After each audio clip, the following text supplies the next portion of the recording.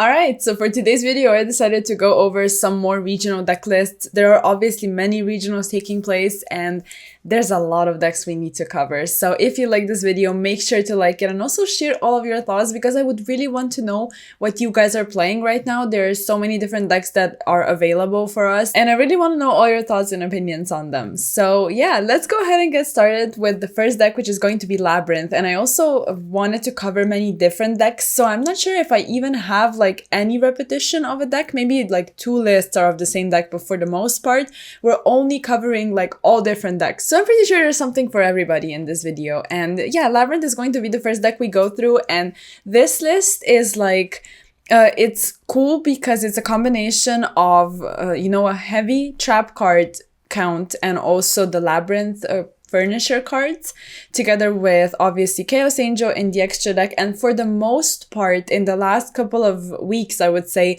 this is what Labyrinth builds started to look like.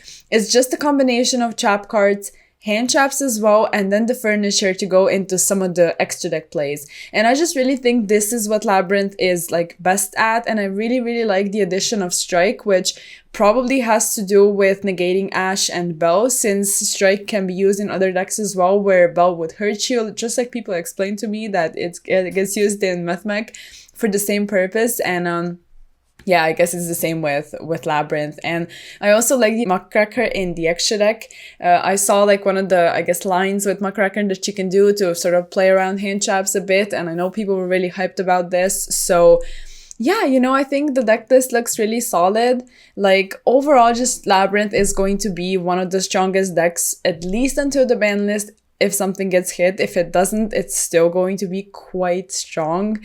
There are versions that play 3 Cook Clock, but it's like, I guess it's a little more regular to just play 1, but you can really do what you feel like doing, because it depends on how many stars you want, which is kind of important actually, to be able to play the game, especially in a trap deck where it's inherently kind of hard to get to your engine since you're playing all the trap cards as well, and it can get a bit weird. So I like that, some builds have a heavier furniture count, but this one is obviously second place from a Virginia regional, which I assume is quite big, so they had to have been doing something right. So okay, look, I wanted to cover some of the decks that I already talked about in some of my previous videos. There may be some deck lists in here that you maybe have seen on the channel, but I only like put it in the video for a couple seconds. But today obviously we're focusing on them specifically. And this is the Salamangreat deck list.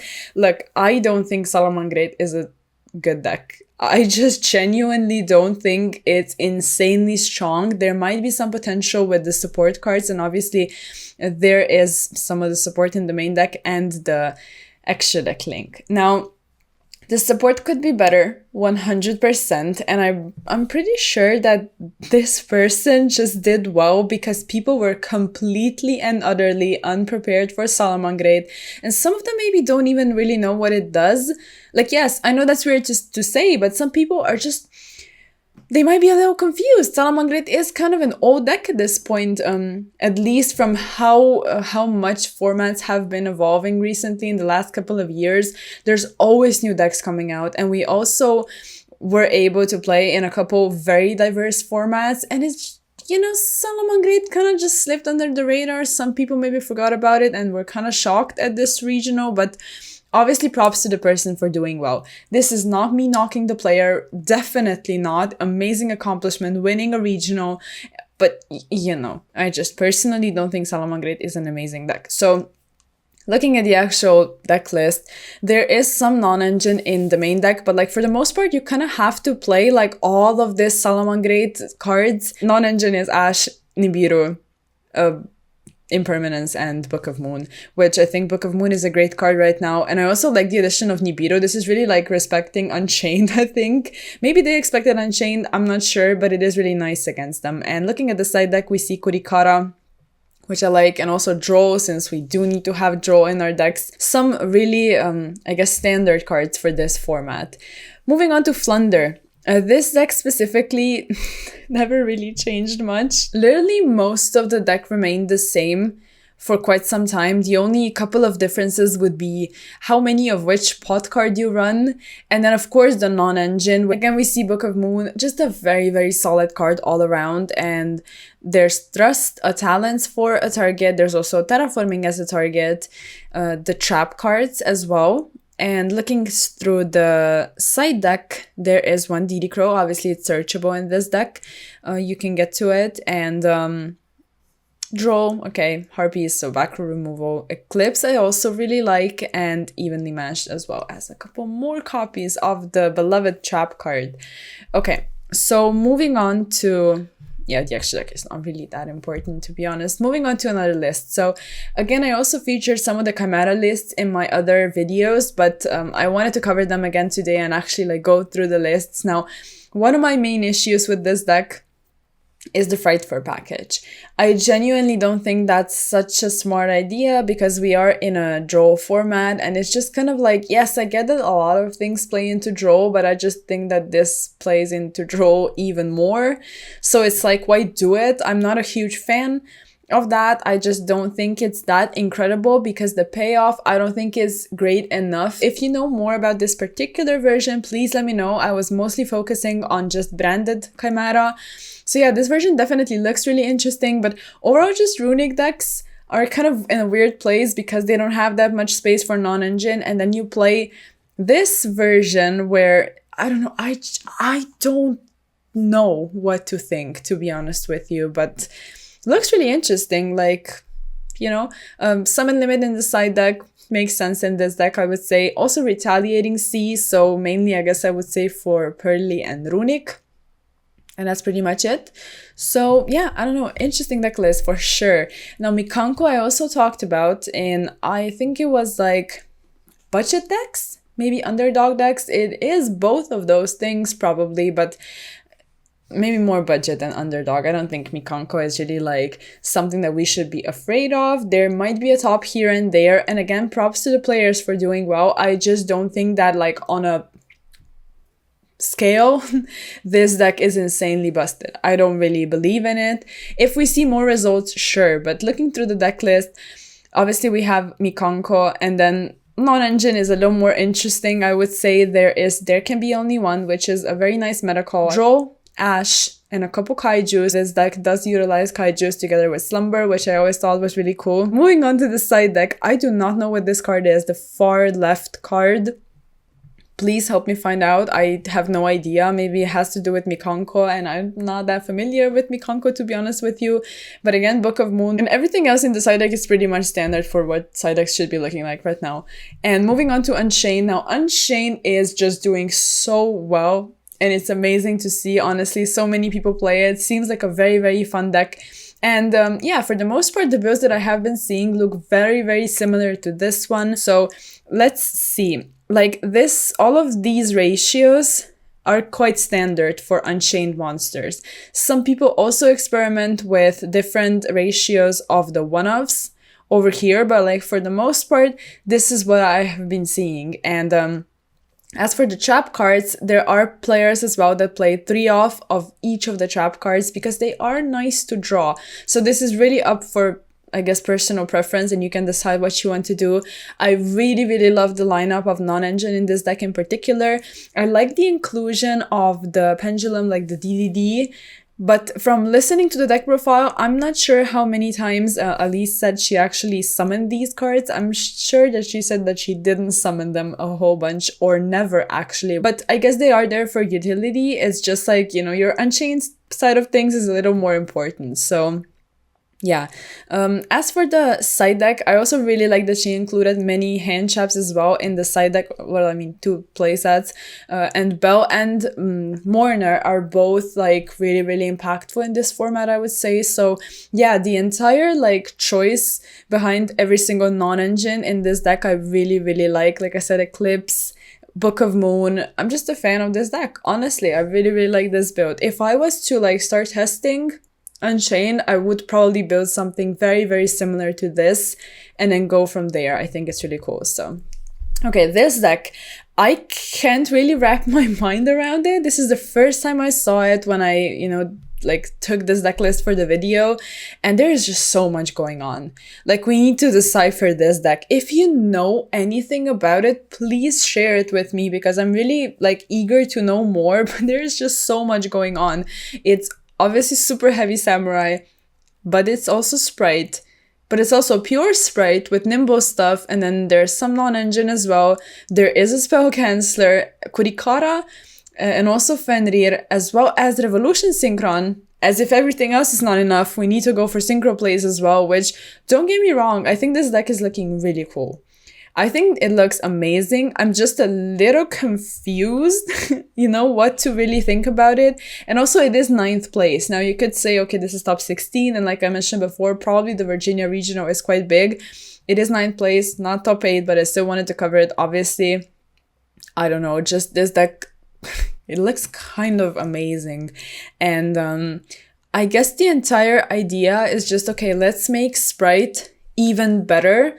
But I don't think that Sprite doing what Sprite does is bad necessarily. Like, there you have your Melfi version with non-engine and all of that, and until they hit it, which they might do, I think it's kind of okay to play. So this is sort of like winning more on a very, very big scale. So yeah, it just seems like something that might not work out every single time. I might be wrong, might be insanely consistent actually, but like, I just really wanted to show you guys this deck list to just say, okay, you know, literally any kind of version of a deck I think can top if you're really good with it and really, really well prepared.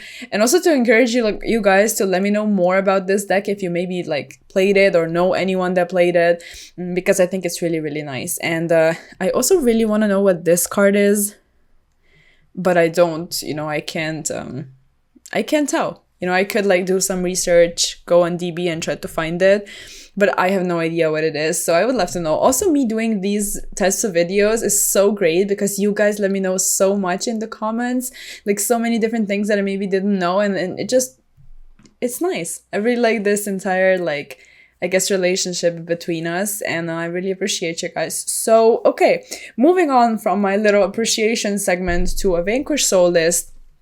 Okay, so Vanquish Soul with Revolution Synchron. This I have heard of, but I don't know because I haven't tested like both of the versions to know which one is better. In my opinion, like, Vanquish Soul is kind of just a little too fair. So I guess it makes sense to put in cards like Revolution Synchron that kind of, I guess in theory, make the deck better, because it does seem like it can't really reach like the top levels or like the highest potential.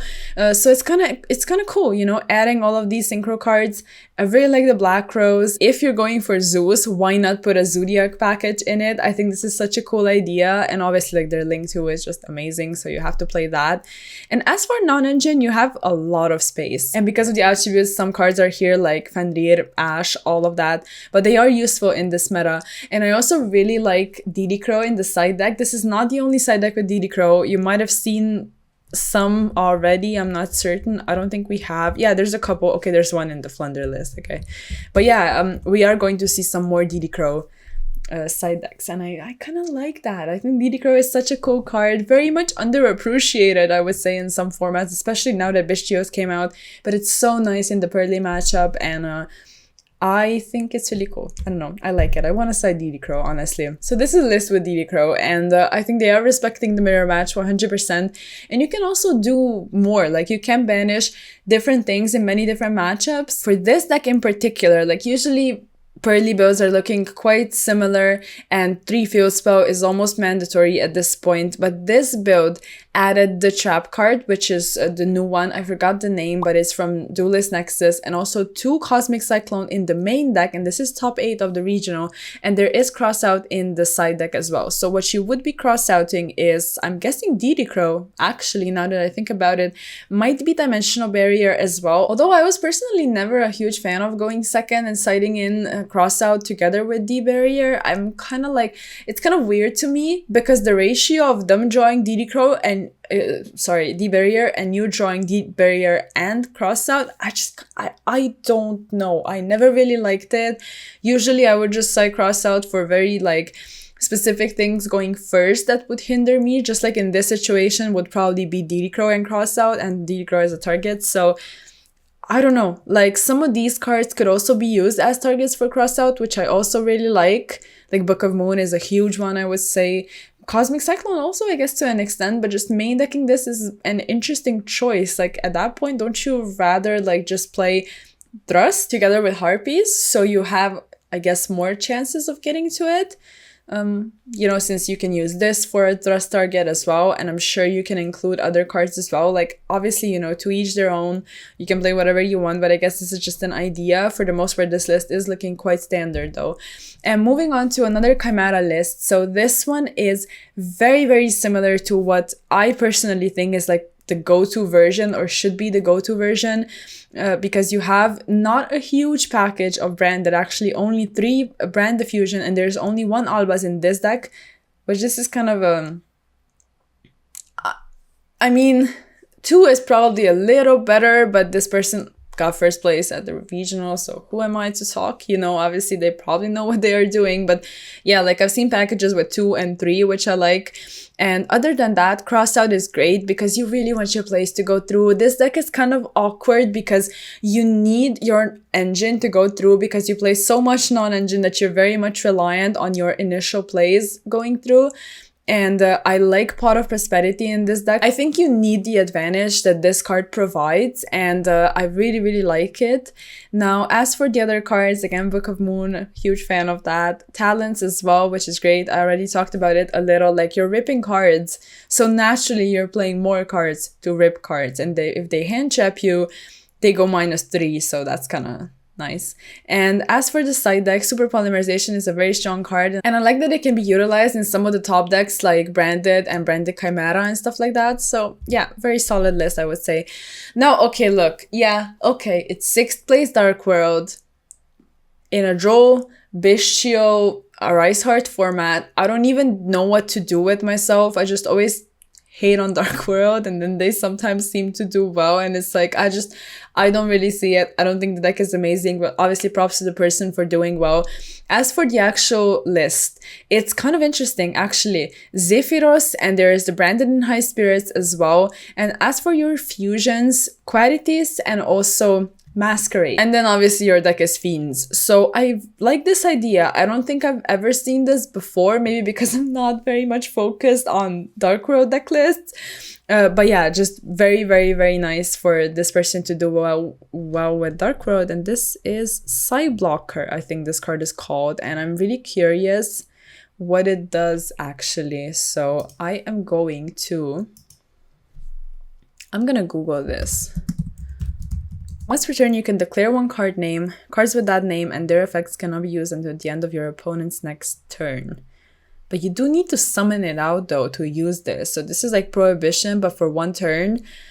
Or 2 turns, I guess. And you need to summon it. Interesting. Very interesting. Okay.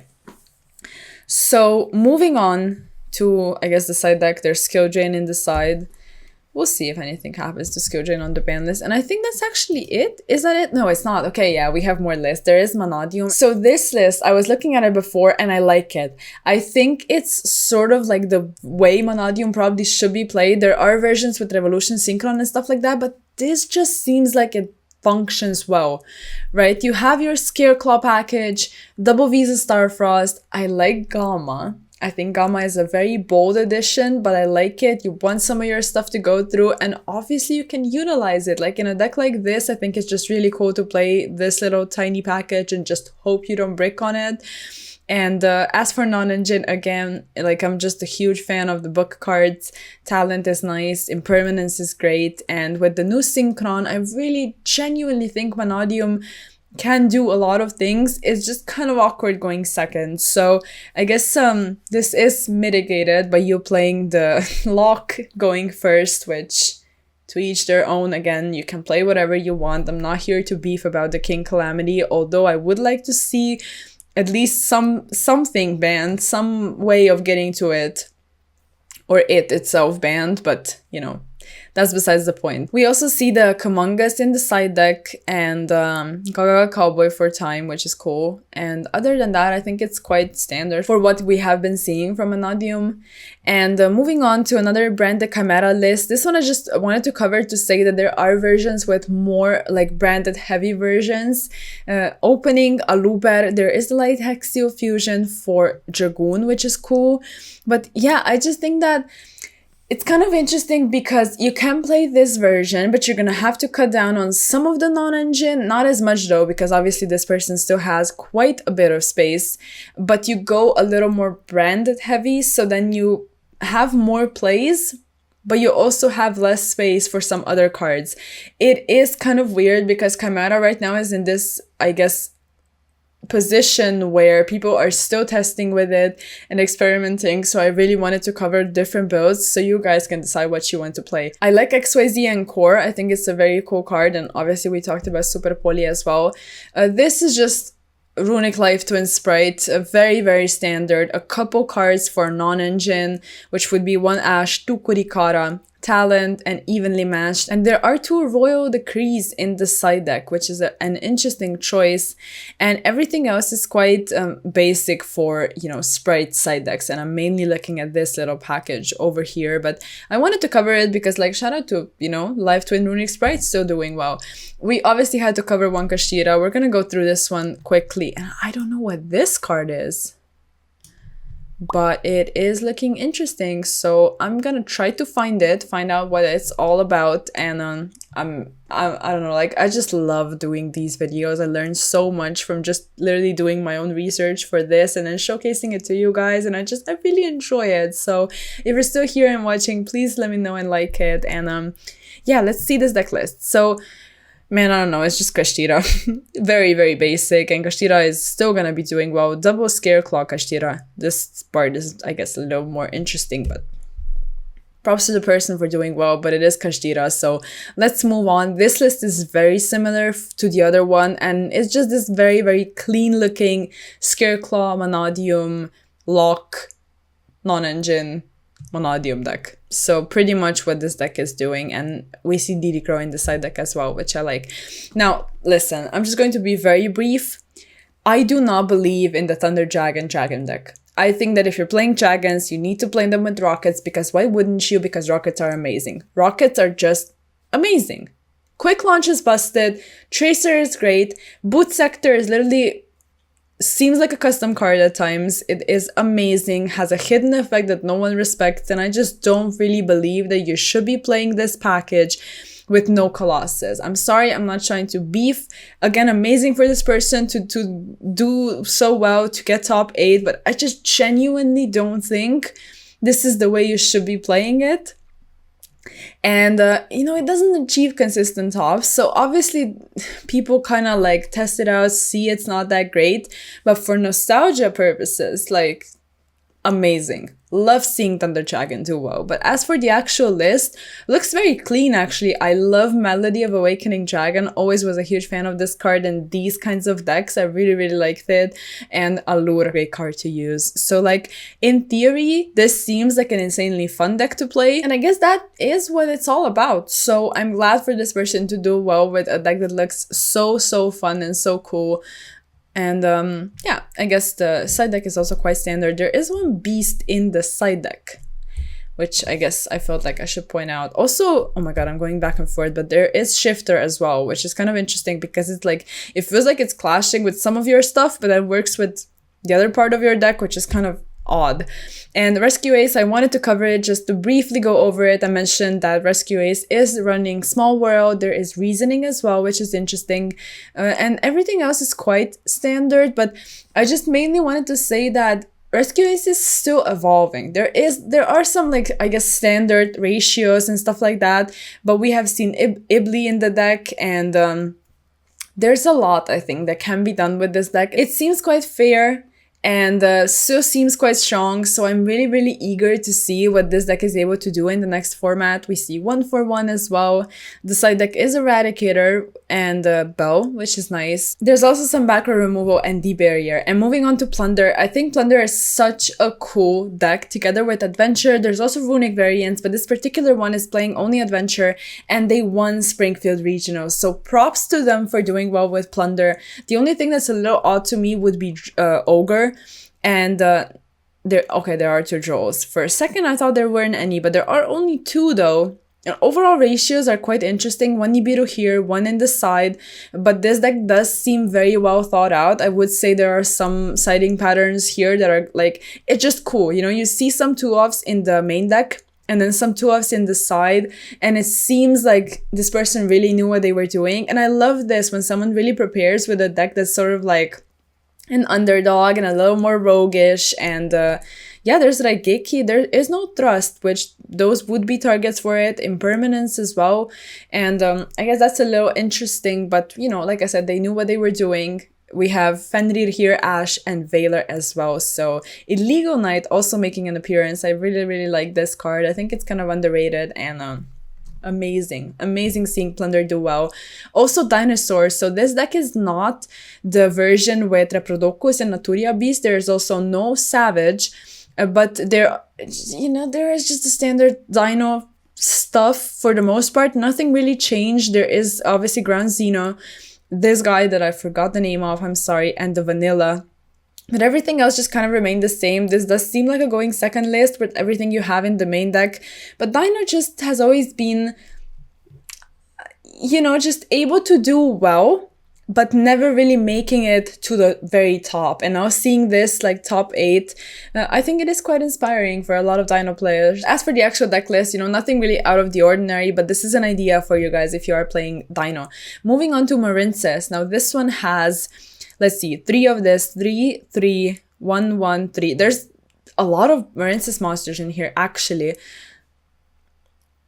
There's 15, which I think you could get away with cutting some of these ones that don't seem to do that much on their own and maybe play more of the Mandarin. I think this one is much better, and you're always able to send it with Blue Tang if you, for example, open the Seahorse or Spring Girl, and you can just send this, or you can send it later and you always have access to it in the graveyard. I think that's very strong. Also, I would personally I would play 2-wave. I think 2-wave is the way to go. Gozen could maybe move to the side deck in my opinion. It doesn't need to be mained, but again, all of this to say that this person won the Ecuador Regional, so obviously it worked out well for them. But yeah, as for the extra deck, I really like that they played the Pixies as well as Bahamut Shark and Toad, but I'm trying to figure out what they cut for it, and I can't really seem to. I guess it's like some of the links, because you can play multiples of them if you want. And the Zealantis is just such a cool part of this deck. And let's see, we have main deck Harpies. And as for the non-engine, there's obviously a ton of it, some book cards, and everything else is quite standard, but let's just amazing. Amazing seeing Marinces do well. Super Heavy Samurai, top 8 at the Chile Regional. I don't even know what to think. Let's see. So there are some synchros, so I'm guessing you're going for Baron like for the most part, but then you also have ways of going for some rank 4 Xyz monsters like Baguska and also Appaloosa, and then I guess you have a couple hand traps and you just hang in there and you try to win. I don't know. I haven't looked into Super Heavy Samurai as of late, but this deck is looking nice. I think it's just amazing to see this deck do well regardless of what the deck list is, to be honest with you. It's just nice to see for the people, right? For everyone that's so hyped about Super Heavy Samurai. And if you want, you can just include it together with Sprite, just like we saw in that wild deck list before. So, okay, I think this is the last one, but of course I wanted to cover Bandit as well. It is still very much present in the meta, and this is like probably one of the most standard lists. 2 Cartesia, 1 Quem, 3 Albas, all of these one-offs that we have over here. Also decided to play Dragoon, obviously 3 of this, 2 Super Poly. No, there is 3. Okay, that's very random. It's just standing over there all by itself. 2 Cross Out is kind of odd because like why not just max out on it at that point if you're like trying to play through hand traps. You have Called By, but you could play multiple copies of this. Probably. I still like fusion duplications. Some people don't, but I think it's really nice because you will get disrupted. And also, literally today, I realized that you can use your opponent's like fusion spell cards in the graveyard. It doesn't have to be your grave, which is amazing in the mirror match and kind of surprising actually as well. So yeah, as for the side deck, it is quite standard. Now, this video might have been a little longer from me looking at my viewfinder and seeing how long I recorded, but hopefully you guys enjoyed. I really love covering these lists. I think we all learned so much from it, and you can get ideas for what you can play in the future. And you guys let me know so many things that I didn't know before, which makes me a better player in return. So I'm just grateful for that. And please like the video if you did like it, share all of your thoughts, and I'll see you in the next one. Bye.